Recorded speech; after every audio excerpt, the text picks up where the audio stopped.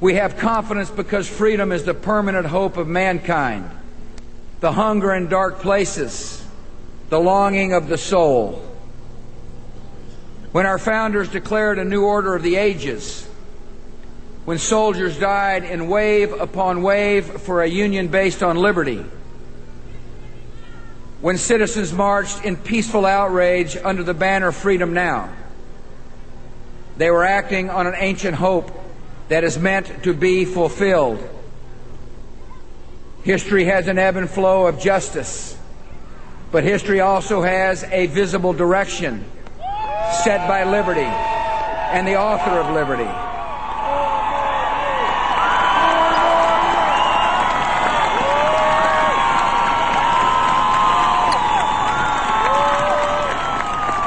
When the Declaration of Independence was first read in public and the Liberty Bell was sounded in celebration, a witness said it rang as if it meant something.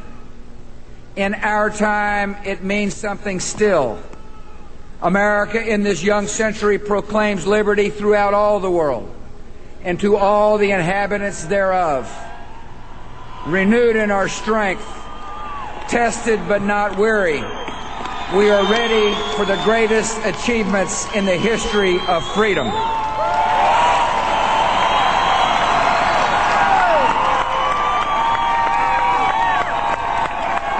God bless you, and may He watch over the United States of America.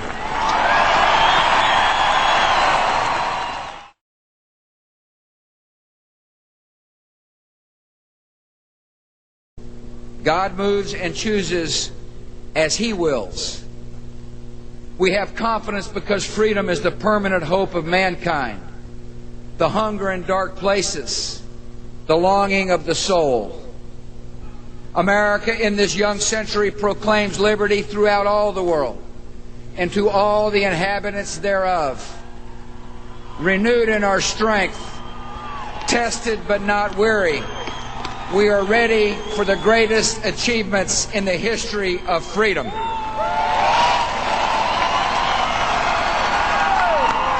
God bless you, and may He watch over the United States of America.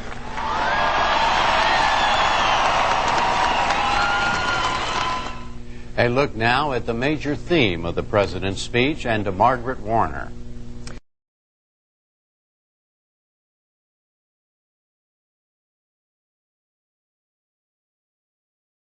He's the Henry A. Kissinger Senior Fellow in U.S. Foreign Policy at the Council on Foreign Relations and the author of Power, Terror, Peace, and War. Please welcome my guest, Walter Russell Mead, ladies and gentlemen. Walter. Let's keep a balance of power in Europe and a balance of power in Asia so nobody's really strong enough to challenge us at home. And then let's trade with everybody. Let's build a global trading, finance, economic system that makes us rich enough to afford to keep the balance of power in those places. And that is basically what we've been doing since the Second World War. Let's spread our principles around the world. Then we will have the world order that we're trying to build. What did you make of the President's central message here, which is that for our own security, we have to aggressively advance freedom around the world? I thought it was a brilliantly stated summation of a theme in the history of American foreign policy.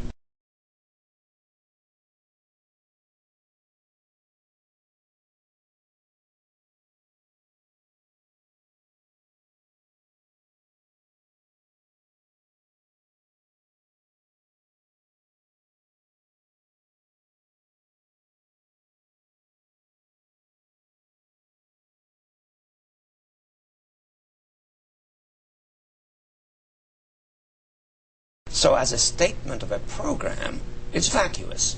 As a sermon, it's nice, it's moving, and has some elegant moments, but it's vacuous.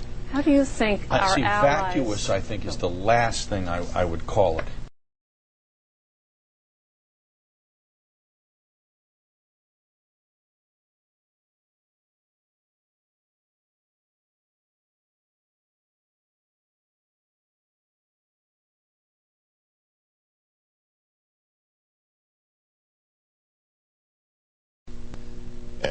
But it's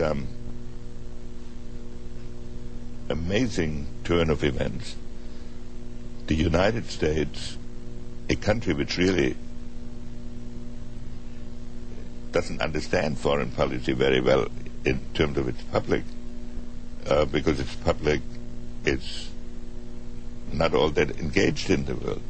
Nevertheless, the United States is in a key position to shape this so that the problem of the Bush presidency will be the emergence of a new international order.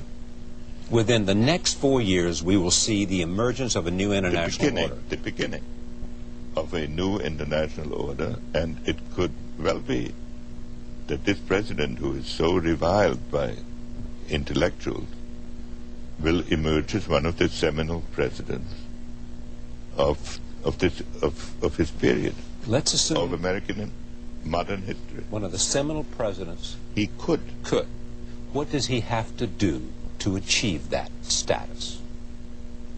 Well, he has to do certain things, and he has to have some luck. Although I believe in the Branch Rickey statement. When he was a general manager of the luck is Dodgers. the residue of design. What did he say? He said luck is the residue of design. Right. He said it about baseball. I know. But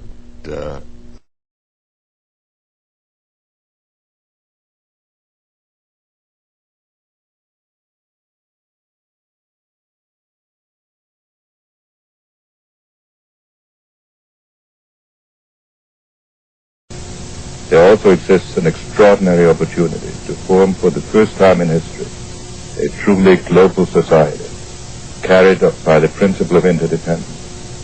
And if we act wisely and with vision, I think we can look back to all this turmoil as the birth pangs of a more creative and better system.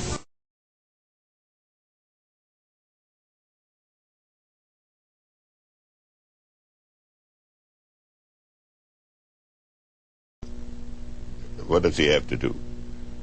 Well, in a general sense, we are the most powerful country in the world, but we cannot run the world by power alone or primarily. So we have to find a way to translate a conception into some sort of international consensus. Doesn't mean everybody has to agree with it, but it has to mean that they agree with it enough so that they don't express their dissatisfactions in military or militant or revolutionary activities. Then you get to the point of disagreement.